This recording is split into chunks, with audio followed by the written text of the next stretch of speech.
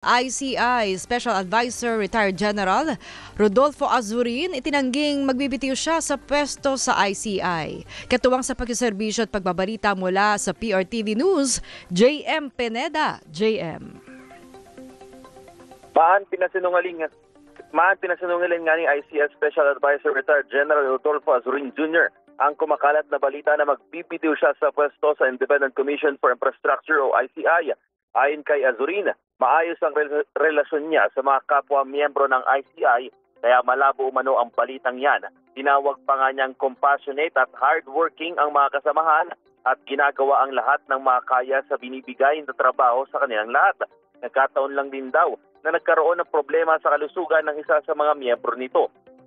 Sinabi rin ni Azurin na challenging para sa kanya ang ganitong trabaho lalo pa siya ang pinakabata sa ICI. Itinuturing din niya na oportunidad ang ganitong trabaho na ang mga Pilipino ay umaasa sa magandang kalalabasan ng investigasyon na ginagawa ng grupo.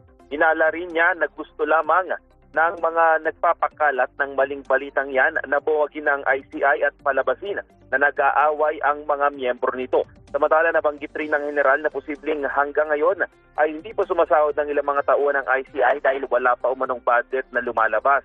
Katunayan nga daw na kinakailangan niya pang mag-hire ng mga tauhan para sa kanyang team. Pero kanina nga lang Sandro, sa isang Viber message, sinabi naman ni ICI Executive Director Attorney Brian Osaka na ngayong araw nga lang ay na-release na yung Notice of Cash Allowance na pwede nilang magamit para makuha na yung kanilang pondo. Matatandaan nga na November pa ng i-anunsyo ng ICI na may pondo na nilaan sa kanila ang Department of Budget and Management na umabot nga rin ng 41.4 million pesos. Yan muna ang latest dito sa ICI. Ako si JM Pineda ng PRTV News para sa DZMM. Oo, JM. Oo, kasi yes, ICI na rin nagsabi na mukhang malapit na rin, no? Endgame na ng kanilang investigasyon. So, yung sabihin 100% na nilang nagawa o hanggang kailan ng ICI sa kanilang pagtatrabaho o naka 100% na ba ng kanilang target? JM? Yes, sabi ni Retired General Azurin, nabanggit nga rin daw sa kanya na meron silang mga tinatarget pa for next year na mga proyekto, yung mga tatapusin nilang investigasyon. Pero kung buo pa daw yan, yun yung mismong sinabi niya kanina nung in-interview natin siya sa isang phone pass, sinabi nga niya na kung buo pa yung ICI sa mga oras na yon, or January or February, ay itutuloy nila yung mga inspeksyon na gagawin nila sa mga iba't ibang lugar. Pero sa ngayon daw, wala pang definite na oras at kailan pa ang ICI matatapos sa investigasyon. Basta ngayon daw, tinatapos pa rin nila, ginagawa pa rin daw nila kung ano yung mga inuutos sa kanila at kung ano yung mandato na ibinigay sa kanila ng Pangulo.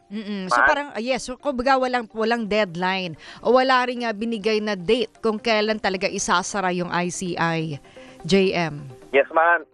Ganun na nga yung sinabi ni ICI Special Advisor Azurin na parang sa ngayon nga, ginagawa lang nila kung ano yung trabaho at kung ano yung investigasyon na ginagawa nila, especially doon sa mga flood control projects. Nabanggit na nga kanina, na dapat ay pupunta sila ngayon sa Bicol Region at mag-inspect pero hindi nga daw natuloy dahil sa ilang mga kadahilanan. At naitanong din natin kung may mga investigasyon pa ba, aabot pa ba ng January, February next year yung kanilang investigasyon. Sabi lang niya sa mga media na posibleng umabot ang ICI sa mga oras na yon pero wala pang definite na sagot kung aabot pa o hindi sa mga oras na yon.